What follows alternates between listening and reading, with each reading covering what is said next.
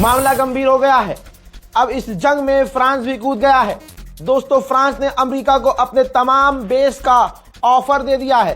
किसी भी बेस से, फ्रांस के भी बेस से अब अमेरिका और इजराइल ईरान पर हमला कर सकते हैं। इतिहास याद रखेगा और आप भी याद रखना कि इस जंग में ईरान अकेला था और पूरी दुनिया एक हो गई थी। इस जंग में अकेले ईरान ने अमेरिका और यूरोप को बजाया था कि फिर अमेरिका ने बच बच के, पिट पिट के लोगों से मदद मांगी थी। फ्रांस भी अमेरिका का साथ देने के लिए जंग में कूदने को तैयार है।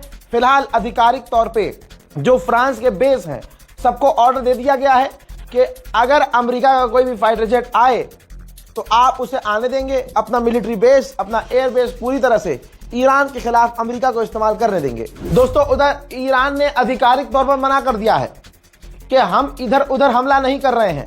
ये काम इजराइल का हो सकता है। इजराइल भड़काकर सबको लड़वाना चाहता है। हमने तुर्की और अजरबैजान पर हमला नहीं किया है। We are not targeting our neighboring countries, you know.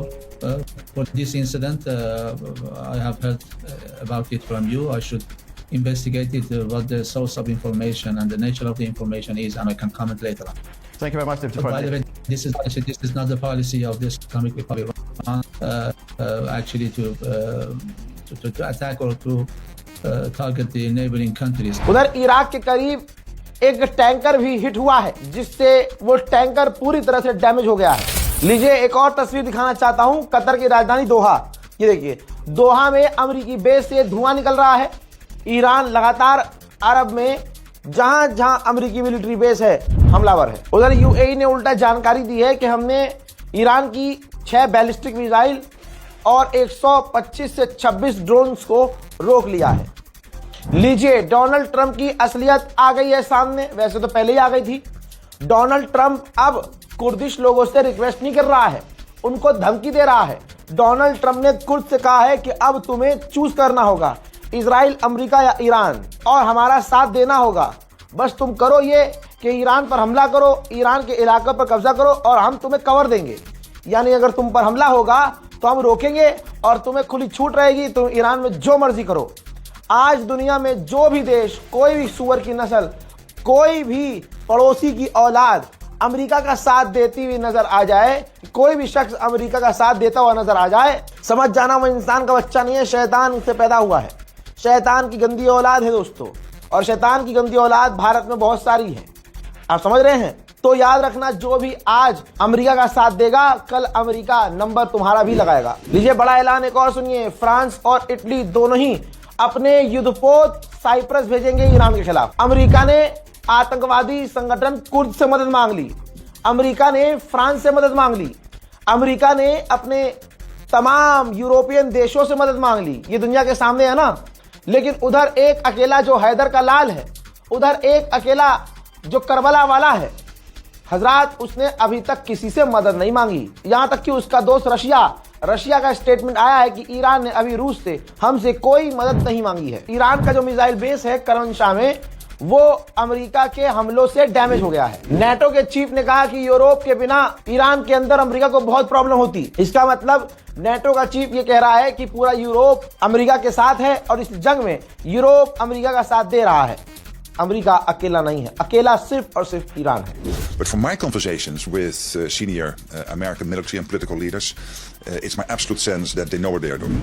उधर चाइना ने गैस और गैसोलीन, जी हाँ, और कई तरह के ऐसे पदार्थ, यहाँ तक कि जो ईंधन होता है वो भी एक्सपोर्ट करना बंद कर दिया है, क्योंकि स्ट्रेट ऑफ हॉर्मुज बंद कर दिया है ईरान ने और सारी दुनिया को गैस तेल की दिक्कत होने वाली है। ऐसे में चाइना अपने गैस तेल को बचाने की कोशिश कर रहा है। जापान की तो वाट लग गई है। जापान की ऑयल रिफाइनरी ने जापान की गवर्नमेंट से कहा है कि आप अपना रिजर्व का तेल खोल दो, हमें तेल इंपोर्ट करने में दिक्कत हो रही है। मैंने 24 घंटे पहले से ही ये इशारा करना शुरू कर दिया था कि ईरान मुश्किल में है। ईरान का बहुत बड़ा stadium, national stadium, America Israel ने हमला करके तबाह बर्बाद कर दिया है। ورزشگاه و استخر انتهای 17 شهریور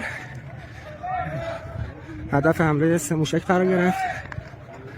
متأسفانه تعدادی از هموطنان शहीद شدند. सेंटॉम ने वीडियो जारी किया है कि ईरान के खिलाफ, ये देखिए, ध्यान से देख लीजिए, अमेरिका जो सबसे एडवांस है, अमेरिका के पास जो हथियार सबसे एडवांस है, उन तमाम एडवांस से एडवांस जहाजों और एडवांस से एडवांस उनमें लगी हुई मिसाइलों का इस्तेमाल कर रहा है अमेरिका। सेंटोम ने यह वीडियो जारी किया है जिसमें आप देख सकते हैं कि ईरान पर हमला करने के लिए अमेरिका अपनी मैक्सिमम पावर यूज कर रहा है। मैंने पहले ही कहा है, ईरान को गाजा बनाने की तैयारी है।